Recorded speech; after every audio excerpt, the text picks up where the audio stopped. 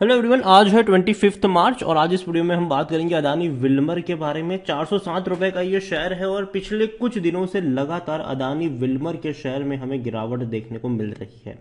Video में बातचीत करेंगे कि भैया बाजार का मूड तो अच्छा नहीं ही है, कई सारी बुरी खबरें आ रही है। सेंसेक्स में गिरावट है जिसकी वजह से अदानी के शेयर्स में भी गिरावट देखने को मिली है।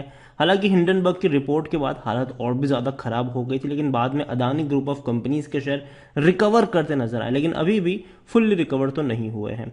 वीडियो में बातचीत करेंगे अदानी विल्मर को लेकर कि 408 रुपए का शेयर लॉन्ग टर्म का खिलाड़ी है या शॉर्ट टर्म में और फर्दर करेक्शन देखने को मिलेगा। वीडियो को शुरू करूं उससे पहले अगर आपने अभी तक चैनल को सब्सक्राइब नहीं किया है तो प्लीज अभी इसे सब्सक्राइब कर लीजिए, क्योंकि आगे भी बहुत सारे वीडियोस हैं जो आपको काफी ज्यादा हेल्प करेंगे।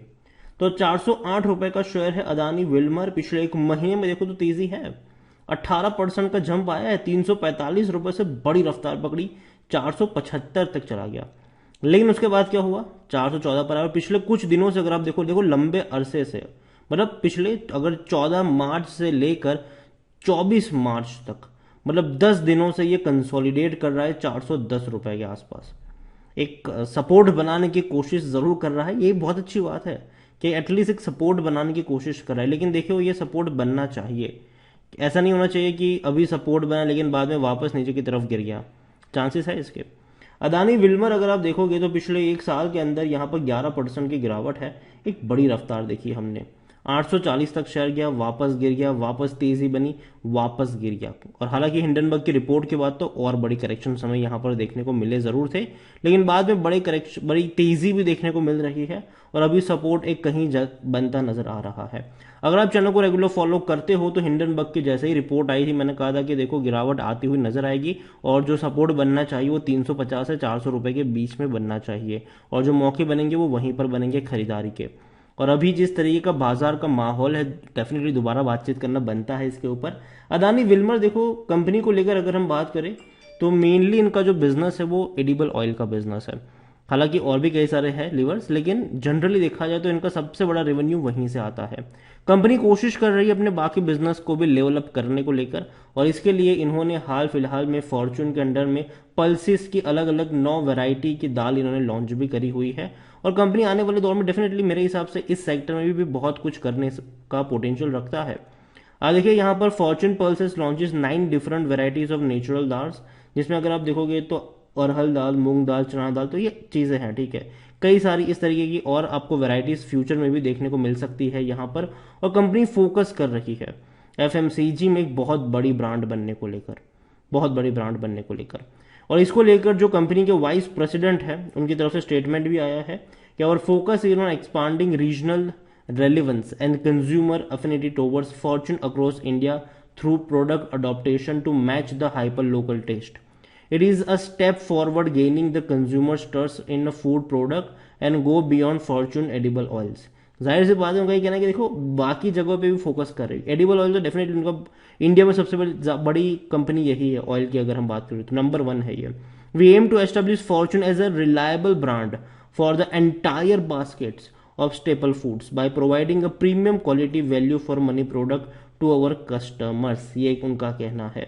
और package of dal will be available, अगर आप देखो तो 500 ग्राम से लेकर 1 kg तक आपको मिलता हो नजर आएगा। और कई सारे ई कॉमर्स प्लेटफॉर्म में भी है, चाहे डेंजो की बात करें, जेप्टो की बात करें, अमेजोन की बात करें, फ्लिपकार्ट की बात करें, यहाँ पर आपको इनके प्रोडक्ट मिल जाएंगे। और इतना ही नहीं, बड़े बड़े मॉल्स में भी आपको मिल जाएंगे, ठीक है, चाहे डीमार्ट की बात करो या फिर बिग बाजार की बात करो। फॉर्चून की प्रोडक्ट आपको वहां पर भी देखने को मिलती ही है। Adani Wilmar further said it has presently in regionally customer product in portfolio will help accelerate the process. Pulses also known as, अगर आप बात करने जाओ तो जाहिर सी बात है एक बड़ा ऑप्शन होता है वेजिटेरियन लोगों के लिए फूड ऑप्शन इन इंडिया, और आने वाले दौर में कंपनी इसी को टैप करने की कोशिश भी कर रही है। उन्होंने हाल फिलहाल में ही कोहिनूर हैदराबादी बिरयानी किट भी लॉन्च करी थी। हालांकि कोहिनूर ब्रांड को उन्होंने खरीदा हुआ है, हालांकि रेडी टू ईट कुक की उस रेंज में ये आता हुआ है। 30 मिनट वाला बिरयानी वाला कॉन्सेप्ट है ये पूरा का पूरा, लेकिन हालांकि उतना बड़ा फेमस नहीं है ये और कंपनी को और बड़ा काम करना पड़ेगा वहां पर। अदानी विल्मर देखा जाए तो 29 लाख से भी ज्यादा का इसका वॉल्यूम समय देखने को मिल रहा है, बड़ी क्वांटिटी में शेयर ट्रेड होते नजर आए। According to Moneycontrol user 17% लोग कह रहे हैं कि बेच दो, 50% लोग कह रहे हैं खरीदारी करो और 33% लोग कह रहे हैं कि होल्ड करके बैठे रहो। देखो कंपनी है तो अच्छी, ठीक है, और देखो बर्बाद होने वाली कंपनी नहीं है। इनका रेवेन्यू भी अच्छा है, प्रॉफिट्स भी अच्छा है। अगर मैं अदानी विल्मर की तरफ लेके चलूँ आपको, तो कंपनी का जो रेवेन्यू है वो ऑलमोस्ट स्टेटिक है पिछले कुछ क्वार्टर्स का। अगर आप देखोगे तो लास्ट क्वार्टर में डेफिनेटली बहुत बड़ी रफ्तार हमने देखी, 15,440 करोड़ के आसपास का रेवेन्यू रहा, लेकिन उससे पहले इनका जो रेवेन्यू था वो 14,000 करोड़ के आसपास ही था। तो इस बार उम्मीद करेंगे कि अब नेक्स्ट क्वार्टर में और बड़े रेवेन्यू हमें देखने को मिल जाए। और जहां तक बात करेंगे प्रॉफिट्स के इनके, तो प्रॉफिट भी अगर आप देखोगे तो हालांकि सितंबर में सिर्फ 48 करोड़ का ही हुआ था, लेकिन वापस दोबारा 250 करोड़ का प्रॉफिट देखने को मिल चुका है, जो कि अच्छी बात है। इससे पहले भी इतने ही थे, मतलब कि उतना बड़ा फर्क नहीं पड़ा है, ठीक है। लेकिन अगर एक साल का मैं शेयर प्राइस भी दिखाऊं तो भी उतना फर्क नहीं पड़ा है, वहीं पर आ चुका है जहां पर था ये। अदानी विल्मर अगर आप देखोगे ईयरली, अगर मैं आपको दिखाने की कोशिश करूं तो प्रॉफिट में अच्छी रफ्तार आई है। 2019 में 375 करोड़ का था, फिर 460 करोड़ रहा, फिर 728 करोड़ रहा, फिर 804 करोड़ रहा। मतलब क्वार्टर ऑन क्वार्टर बढ़ रहा है, मतलब sorry year on year profit बढ़ रहा है। लेकिन शायद 2023 में थोड़े से कम नजर आ सकते हैं। रीजन है यही है कि एक क्वार्टर में 50 करोड़ से भी कम का प्रॉफिट था। अब रेवेन्यू की भी बात करेंगे तो यहां पर भी सेम चीज है। बड़ी रफ्तार हमने देखी 2022 में, और ये बहुत बड़ी बात है, 54,000 करोड़ से भी ज्यादा का इनका रेवेन्यू रहा है। मतलब कंपनी बड़े एक्सपांशन की तरफ जा रही है और लोग इनका प्रोडक्ट खरीद तो रहे हैं। आप रेवेन्यू देखो, 28-29 हजार करोड़ था, 37 पर आ गया 2021 में, और 2022 में 54। तो बहुत बड़े पैमाने पर ग्रोथ आई है यहाँ पर, बहुत बड़े पैमाने पर, ये बहुत अच्छी बात है।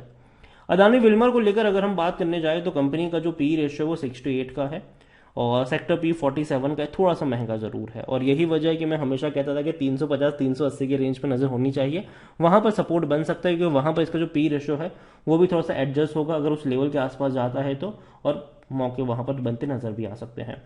50% एनालिस्ट कहते हैं खरीदारी करो। शेयर होल्डिंग को लेकर अगर हम देखें तो शेयर होल्डिंग में प्रमोटर के पास होल्डिंग 87.94% की है। और देखो यार, सेबी का रूल कहता है कि 75% से ज्यादा की होल्डिंग नहीं होनी चाहिए। और यहां पर प्रमोटर में दो है, अदानी विल्मर भी है और विल्मर ग्रुप भी है। दोनों का जॉइंट, सॉरी, अदानी ग्रुप और विल्मर ग्रुप दोनों का जॉइंट वेंचर है ये। और अपनी होल्डिंग फिर भी, भले ही दोनों का जॉइंट वेंचर हो, लेकिन होल्डिंग तो कम करनी पड़ेगी, 75% पर लेकर आना पड़ेगा खुद को। और वो लेकर भी आएंगे आने वाले दौर में, डेफिनेटली लेकर आ सकते हैं। तो जो होल्डिंग है बाकी की, वो डेफिनेटली ये इनको बेचनी पड़ेगी। जनरली स्टॉक लिस्टेड होने के बाद 3 साल का वक्त होता है कंपनी के पास, कि 3 साल तक इनको अपनी मतलब 25% जितनी होल्डिंग पब्लिक के लिए रखनी है। तो 75% पर लेकर जाएंगे, टाइम है अभी इनके पास। यहां पर बात करें म्यूचुअल फंड्स की तो 0.02% की होल्डिंग म्यूचुअल फंड्स के पास है, 0.11% की होल्डिंग अदर डोमेस्टिक इंस्टीट्यूशन के पास है, 1.57% एफआईएस के पास है। रिटेल और अदर की मिलाकर होल्डिंग है 10.35%, जिनमें से रिटेल इन्वेस्टर्स 8.94% की होल्डिंग लेकर बैठे हुए हैं। ओवरऑल मैं इतना ही कहूंगा कि अदानी विल्मर कंपनी अच्छी है, प्रॉफिट्स भी अच्छे हैं, रेवेन्यू भी अच्छे हैं, बर्बाद नहीं होगी। लेकिन हाँ, अभी मार्केट अच्छे मूड में नहीं है। लेकिन मैं ये मान के चलूंगा कि आने वाले दौर में जब मंदी वाला माहौल होता है तो एफएमसीजी प्रोडक्ट को मतलब उतना लॉस नहीं होता, बल्कि वो एक स्टेबल रहता है। जनरली जो लग्जूरियस आइटम होती है वहां पे प्रॉब्लम शुरू हो जाती है। तो यही वजह है कि अभी के लिए मैं अदानी विल्मर में बेचने की सलाह नहीं दूंगा। मुझे लगता है कि खरीदारी करिए, बने रहना चाहिए। लेकिन जहां तक बात है फ्रेश बाइंग की, मैं अभी भी अपने उसी स्टेटमेंट पर कायम हूं कि 350 से 400 रुपए के बीच का जो रेंज है वहां पर खरीदारी के मौके बन सकता है। अगर वहां पर जाता है, थोड़ी सी क्वांटिटी ही ऐड करना, अगेन फिर ध्यान से सुनिए भैया, थोड़ी सी क्वांटिटी ही ऐड करना।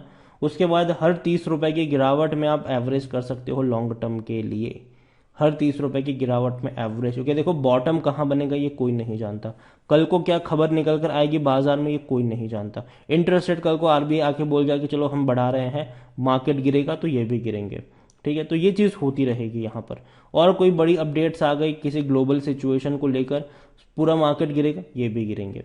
तो एक पॉसिबिलिटीज है, लेकिन ऐसे ही पैनिक वाले माहौल में ही खरीदारी के मौके भी बनते हैं।